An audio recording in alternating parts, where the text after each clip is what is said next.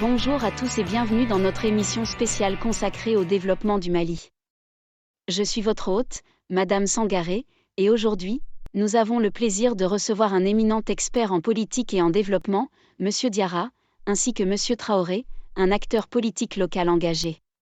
Ensemble, ils discuteront du comportement souhaitable des acteurs politiques dans notre pays qui est en proie à de nombreux défis du développement. Commençons donc sans plus tarder.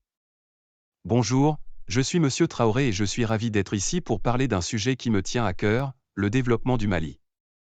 Bonjour, je suis Monsieur Diarra. Merci de m'avoir invité pour partager mes connaissances sur ce sujet important. Monsieur Diarra, quelle est selon vous l'importance d'une vision et d'un leadership éclairé pour le développement du Mali? Excellente question, Monsieur Traoré.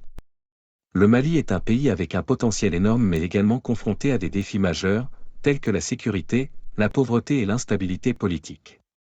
Avoir une vision claire et un leadership éclairé sont cruciaux pour guider le pays vers la stabilité et le progrès. Cela implique la mise en place de stratégies à long terme qui prennent en compte les besoins de l'ensemble de la population. Comment pouvons-nous assurer l'intégrité et la transparence dans la gestion des affaires publiques? L'intégrité et la transparence sont fondamentales pour instaurer la confiance des citoyens.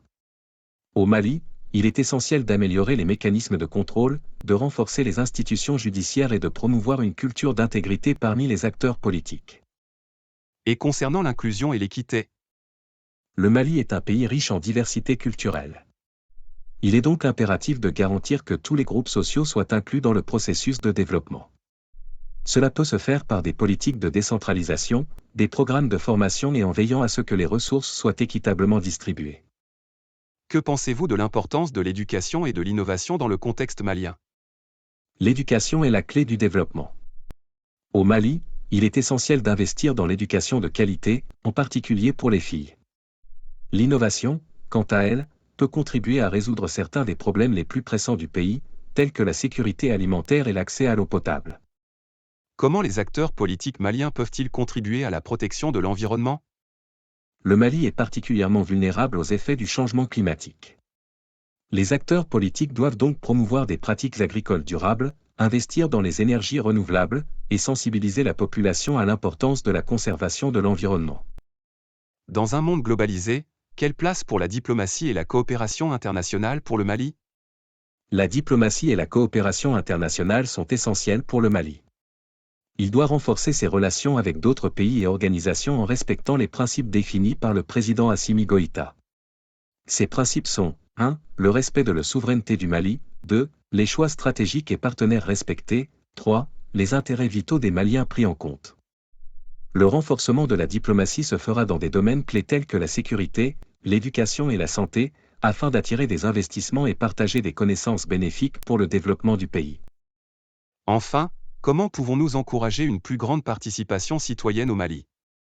Encourager la participation citoyenne est vital. Cela peut être réalisé en facilitant l'accès à l'information, en promouvant l'éducation civique, et en créant des forums où les citoyens peuvent exprimer leurs opinions. Il est également important de renforcer la société civile et de s'assurer que les médias puissent opérer librement et de manière indépendante. Je tiens à remercier chaleureusement Monsieur Diarra et Monsieur Traoré pour cet échange enrichissant. Il est clair que le développement du Mali requiert un engagement de la part des acteurs politiques, mais également une implication active de la population. Ensemble, avec une vision claire, de l'intégrité, de l'inclusion, un investissement dans l'éducation, une attention portée à l'environnement, une présence sur la scène internationale et une participation citoyenne, nous pouvons œuvrer pour un Mali prospère et durable. Merci de nous avoir rejoints aujourd'hui. Ceci conclut notre émission spéciale sur le développement du Mali.